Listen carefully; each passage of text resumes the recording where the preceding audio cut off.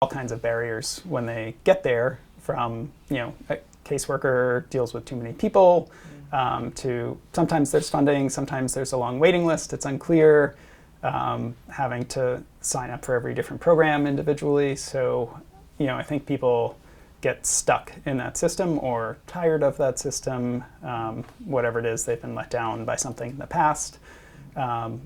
And we have a lot of people that have, home repair issues or health and safety issues, and they may be on a waiting list for plumbing repairs, for instance, and it turns out they have an asbestos or a lead hazard in the home, and after waiting for 6 months, they get denied service, this repair that they were waiting for a long time. So there are lots of gaps just in the system, and I think there's also this perception. We think, again, it's the US, you can go get help for something, right? You just have to go out and ask. And that's usually not the case. Or people think on the energy side, people can go sign up for weatherization. And they don't realize, well, we're talking about less than 200 households, I think, last year that got federal weatherization funds. So a lot of this is really not all that available and leaves people in this situation of, what do I do? Am I supposed to figure this out on my own? And that's where the education piece is really valuable. It's not the end game, but it's an important stopgap, right? Yeah. If you're in this situation, we want to help you get the structural upgrades that you need to your home to be efficient and to be affordable. But in the meantime, here's how you can kind of weather the situation that you're in. So, from my understanding of what you do and what EcoWorks does, is you span so many different boundaries, and boundaries between community organizations, community organizers, and government officials and engineers, for instance, who are working on the infrastructure at stake. What is one key misperception that each group has about the other? That's a great question. Yeah, and I do like that framing of EcoWorks spanning these many layers. I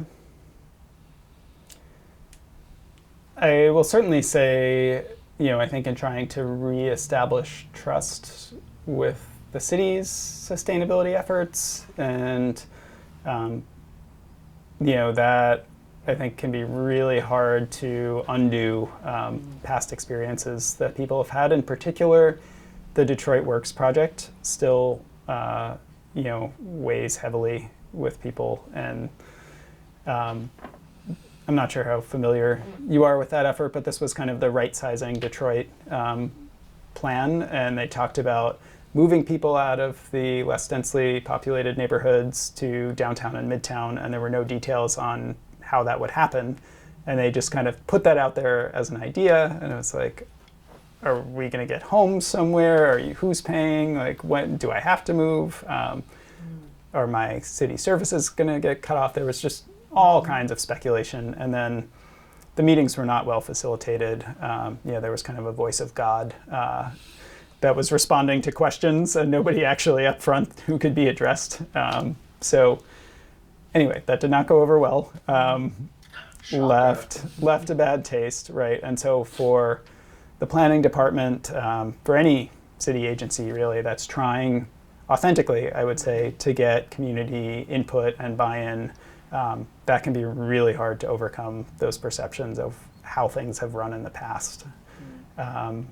So I don't know that it's a misperception, but it's keeping an open mind about what's possible, how government could change, I think is a challenge for individual residents.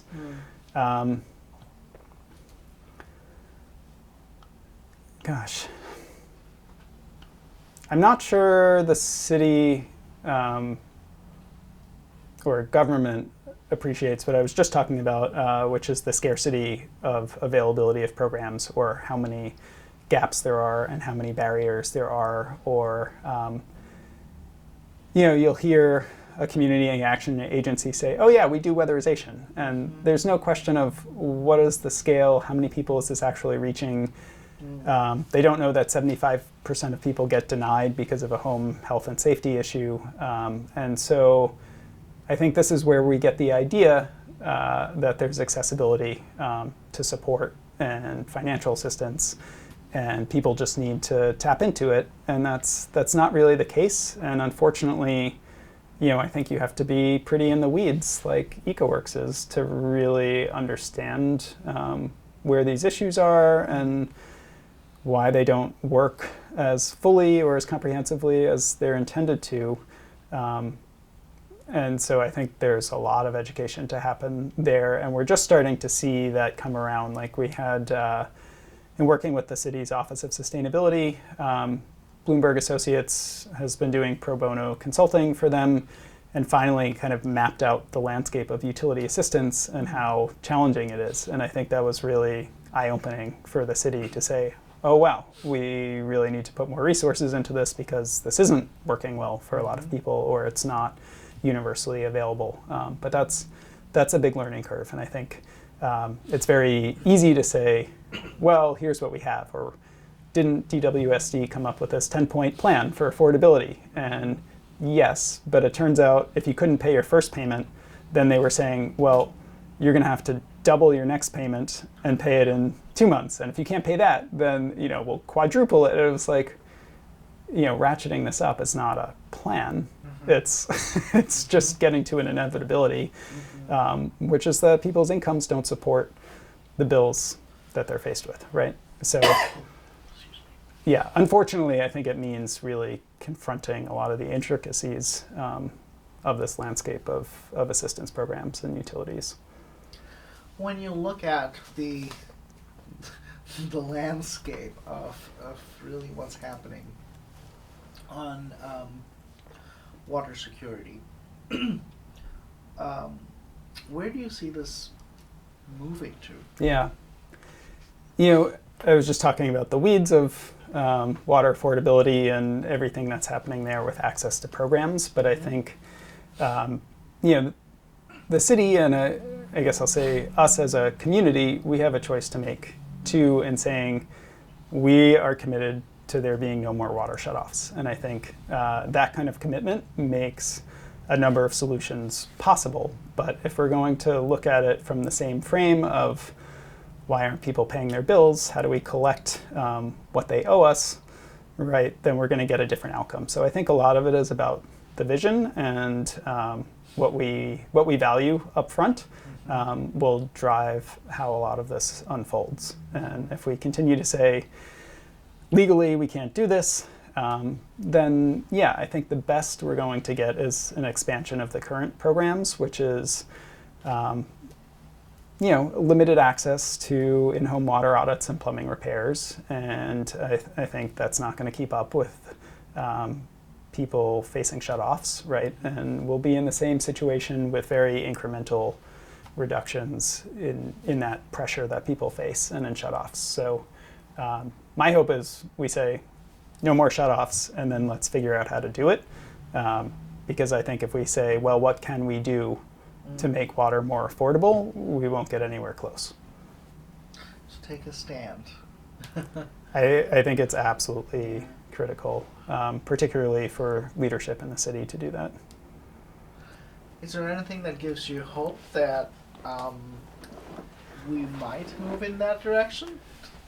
Yeah. I think riding some of the tide that comes from broader concern about water, and it's ironic and unfortunate, I think, when it takes something raising concern in higher income communities or whiter communities that leads to more of this global or statewide concern or reform. I can see that happening, so that's sort of, I heard something similar with the incinerator closing, that it took development in Midtown and new white residents to make the closure happen, right? And so that's going to be bittersweet if that's what it takes, but I think that's possible. And then my other sources of hope are, I think gradually, in terms of humanitarian issues, whether you're talking about trafficking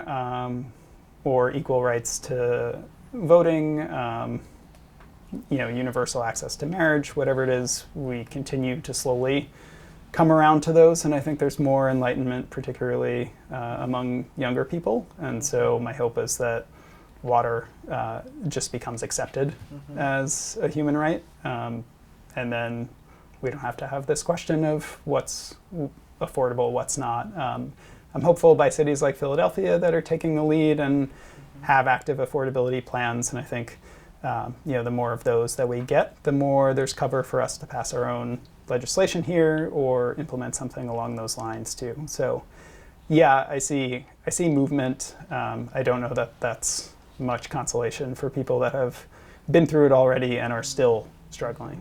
Right? What is your number one priority related to water security going forward? I think we need to get to zero. I don't think... No, I mean in terms of what is your number one priority as an organization, as EcoWorks, in terms of are there particular programs or issues that you are going to sort of focus on? Yeah, I think continuing to work on pushing for water affordability, whatever that looks like, and some of that may be research-based, or here's even the economic case if we're thinking about what's the cost of a public health outbreak that we're potentially facing. So advocating on that side, we would certainly like to get back to be doing more of the in-home implementation and programming. But yeah, in whatever way we can help to make the case for affordability, I think that's top priority for EcoWorks. So you do work a fair amount with data in terms of usage and things like that. Do you have data on how much water is used by households in Detroit compared to other households, and is that more or less, or? Yeah, it tends to be less. Although I'm not sure how much of that, the data that I've seen may include people that have faced shutoffs, so I'm a little hesitant to say. And for people that have significant leaks, those leaks are 50% or more of their usage. So we have that kind of counterbalancing too. I would say many Detroit residents conserve water or use it more frugally than others. Because that's also part of the narrative, right? Well, the water bills are so high because they're using so much water. Yeah, I don't think it's because everybody in Detroit is, taking 2-hour showers and watering their lawn for 6 hours a day in the summer, right? So, what role do we, I guess, as residents, both urban and suburban, have in this context? What role can we play in terms of managing or protecting our access to water? Yeah, I think I think if we had protests and demonstrations at the level we had in 2014 today, given that I think there's been a little bit of softening about what's possible, I think that could really change things. I think certainly having suburban allies in that is critical, including whether those are commissioners on the Great Lakes Water Authority or county commissioners. I think it can't just be this kind of fringe activist voice there. This needs to be elevated in a more mainstream way. I don't know. I would love to see the mayor live without water for a week and come back and report if shutting water off is a good idea. It doesn't take much, I'll tell you. I had a pipe burst in January during the polar vortex, and it was a day and a half, right? It was not so much, but gosh, it still makes you think about how terrible this must be to not have it, right?